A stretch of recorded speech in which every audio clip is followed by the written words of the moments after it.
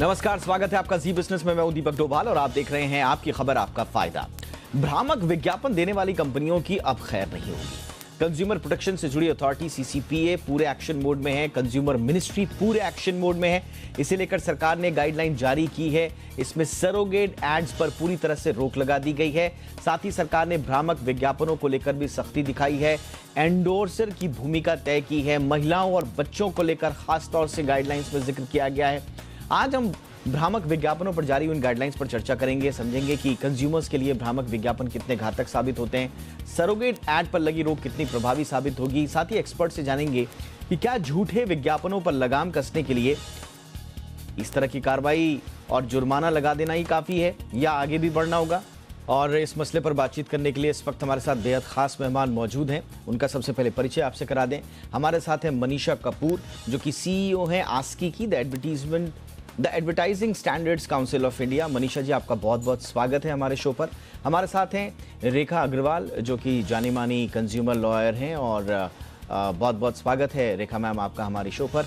हमारे साथ हैं अनीशा मोटवानी, जानी मानी एड गुरु हैं। अनीशा, आपका भी बहुत बहुत स्वागत है हमारे शो पर। और आप तीनों से मैं चर्चा की शुरुआत करूं इससे पहले इस वक्त हमारे साथ एक और खास मेहमान जुड़ चुके हैं। हमारे साथ हैं रोहित कुमार सिंह, जो कि सचिव हैं कंज्यूमर अफेयर्स मंत्रालय में, जिनकी ओर से ये गाइडलाइंस जो हैं बाकायदा जारी की गई हैं। सर, बहुत बहुत स्वागत है आपका हमारे शो पर। रोहित सर, आपसे ही चर्चा की शुरुआत करेंगे। दो सवाल हैं मेरे पास आपके लिए। पहला सवाल, ये जो नई गाइडलाइंस आप लोगों ने जारी की हैं, इनकी जरूरत क्यों पड़ी जारी करने की? बहुत अच्छा सवाल है। ज़रूरत इसलिए पड़ी कि उपभोक्ता संरक्षण का जो कानून है, जो एक्ट है, उसमें तो प्रावधान है कि मिसलीडिंग एडवर्टीजमेंट नहीं आपको करने हैं, क्योंकि उपभोक्ता को आप भ्रामक जानकारी नहीं दे सकते। लेकिन उसका क्या ढांचा होना चाहिए, ये उद्योग को या बिजनेसेस को भी समझने की आवश्यकता है, और उपभोक्ता को भी समझने की आवश्यकता है कि वास्तव में मिसलीडिंग के तहत क्या क्या कवर होता है। तो उसी जो एक्ट में 2-4 सेंटेंसेस में है, उसी की हमने व्याख्या करके, ताकि दोनों पक्षों को सहूलियत हो, इसलिए आवश्यकता पड़ी इसको जारी करने। एब्सोल्युटली। और मुझे लगता है कि इस बार बाकायदा विस्तार से इन गाइडलाइंस में उपभोक्ता के अधिकार क्या हैं और जिम्मेदारियां क्या हैं कंपनीज की, ये बखूबी बताया गया है। लेकिन सर, इस नई गाइडलाइन में कंज्यूमर को लेकर एग्जैक्टली क्या अधिकार होंगे? कुछ फोकस्ड अगर अधिकार आप बताना चाहें, इस नई गाइडलाइंस में क्या क्या कहा गया है?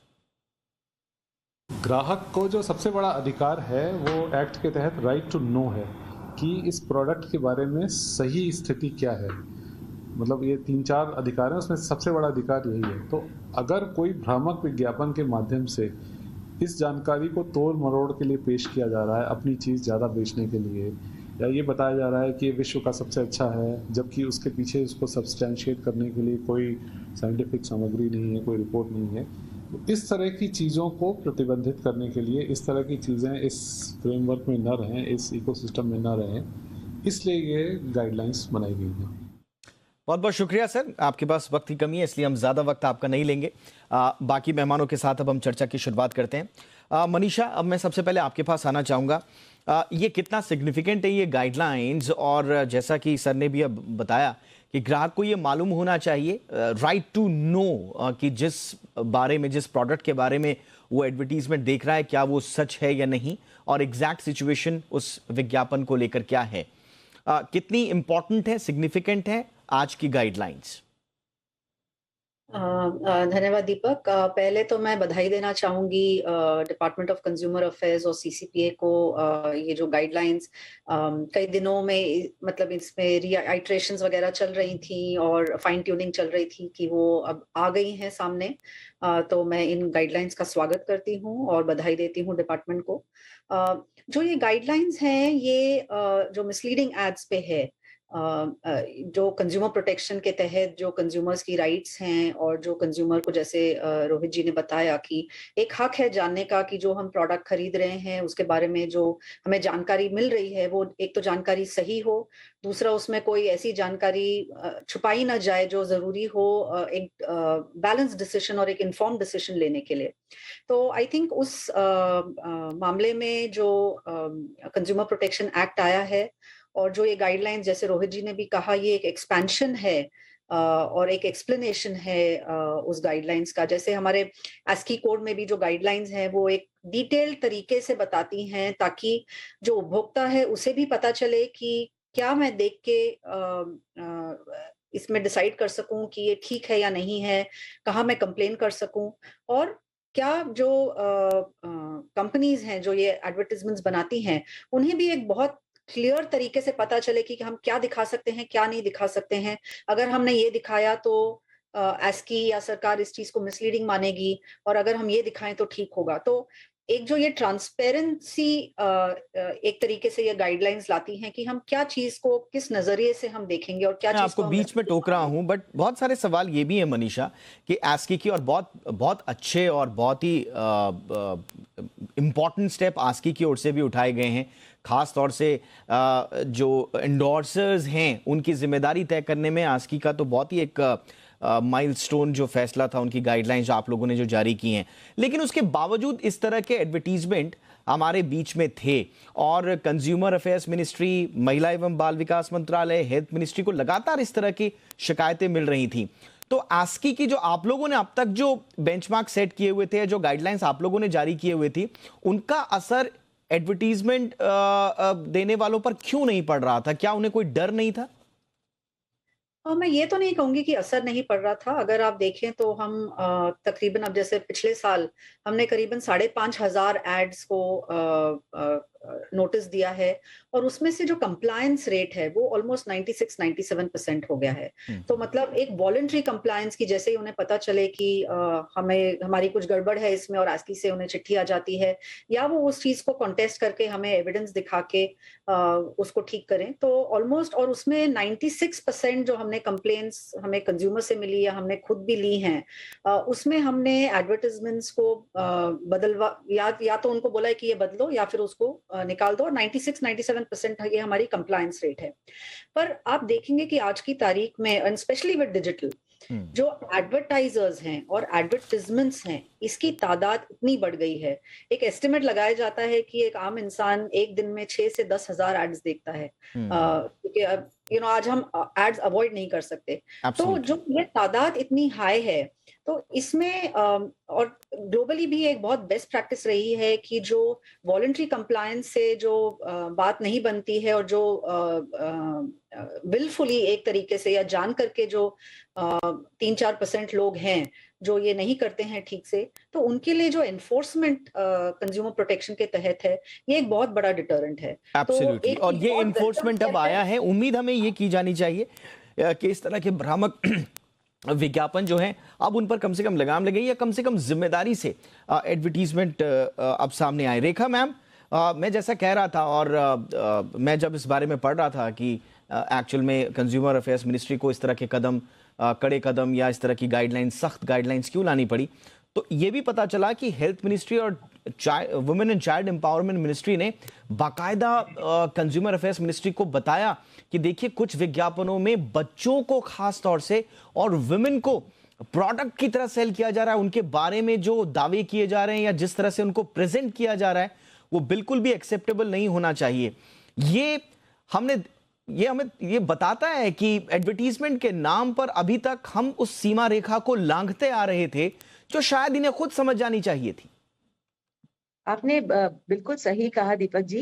जब व्यापार करने की बात आती है तो जो मैन्युफैक्चरर है वो किसी भी हद पे गिर के अपनी चीज को बेचना चाहता है। वो बनाता ही उस उद्देश्य से है कि मेरे को इस बिजनेस के अंदर अपना मुनाफा कमाना है। वो किसी का रिश्तेदार नहीं है। तो जब आप एक बिजनेस या ट्रेड अपना स्टार्ट करते हैं, आप करते ही उसी उद्देश्य से कि किसी तरह से मैं प्रॉफिट कमाऊं। पर प्रॉफिट कमाने के उद्देश्य में आप किस हद तक अपनी सीमा को पार कर देंगे या पार नहीं कर सकते, उसकी एक सीमा रेखा होना चाहिए। और इसीलिए हमारे, जब हम यहाँ पर, मैं दीपक जी बात करना चाहूंगी संविधान की। जो भारत का हमारा संविधान है, कॉन्स्टिट्यूशन ऑफ इंडिया, वो हर एक व्यक्ति को एक अपने जीवन को एक स्वाभिमान के साथ, इज्जत के साथ, अपने अधिकारों के साथ जीने का अधिकार देता है। और साथ साथ व्यापारी को या मैन्युफैक्चरर को भी अधिकार देता है कि वो अपना ट्रेड एंड प्रोफेशन कर पाए।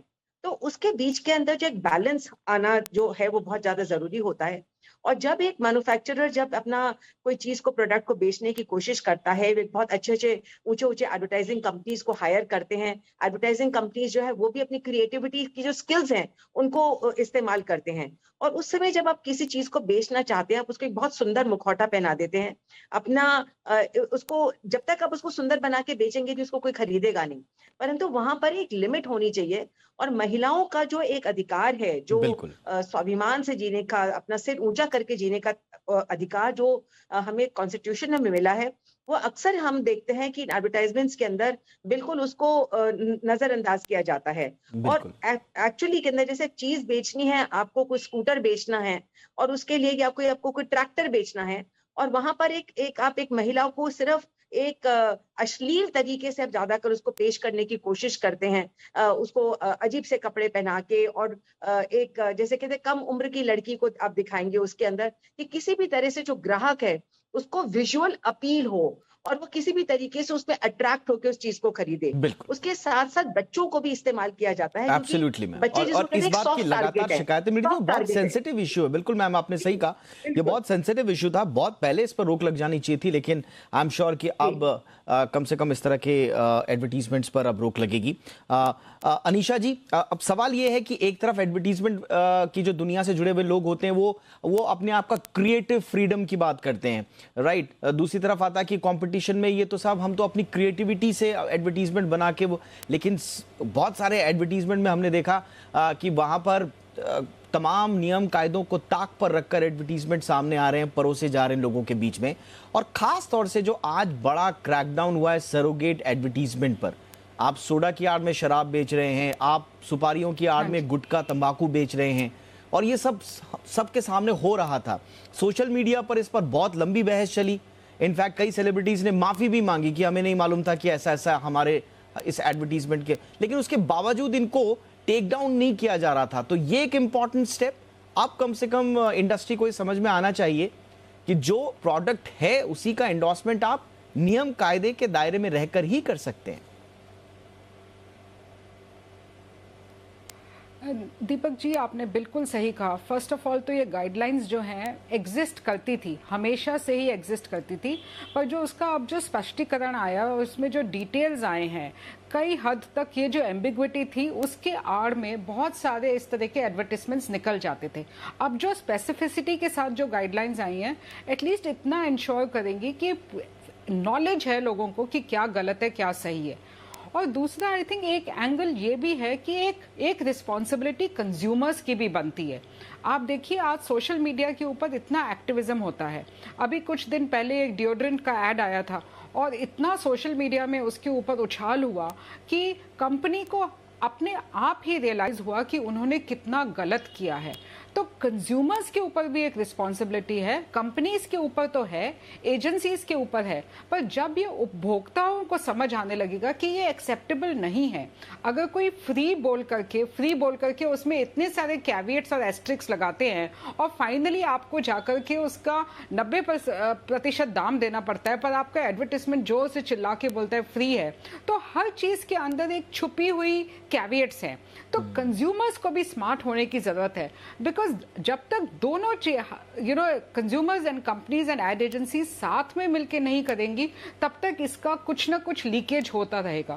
और दूसरी एक जो बड़ी चीज है आज, वो है विज्ञापन और कंटेंट। बिल्कुल, विज्ञापन तो समझ आते हैं, सारी गाइडलाइंस विज्ञापन की हो गई हैं, पर आज मैं एज अ मार्केटर और as an advertising person I can tell you कि कंटेंट जो है ना वो आजकल एडवर्टाइजमेंट के दायरे से बाहर हो गया है। आजकल कोई भी इन्फ्लुएंसर को हायर करके आप अपने ब्रांड का मैसेज दे सकते हैं, आप एडवर्टाइजमेंट्स क्रिएट कर सकते हैं और उसमें उसके डिस्गाइज में कुछ भी मैसेज निकल जाता है। ये आपने एक अच्छा, ये अनीशा मुझे लगता है आपने एक अच्छा पॉइंट रखा है। अच्छा को आगे बढ़ाते हैं। मनीषा, बहुत इंपॉर्टेंट बात अनीशा ने बोली कि एडवर्टीजमेंट तो एक जगह है, लेकिन दूसरी तरफ कंटेंट की आड़ में जो इन्फ्लुएंसर मार्केटिंग में होता है, उन पर भी क्या ये गाइडलाइंस जो है वो लागू होंगी?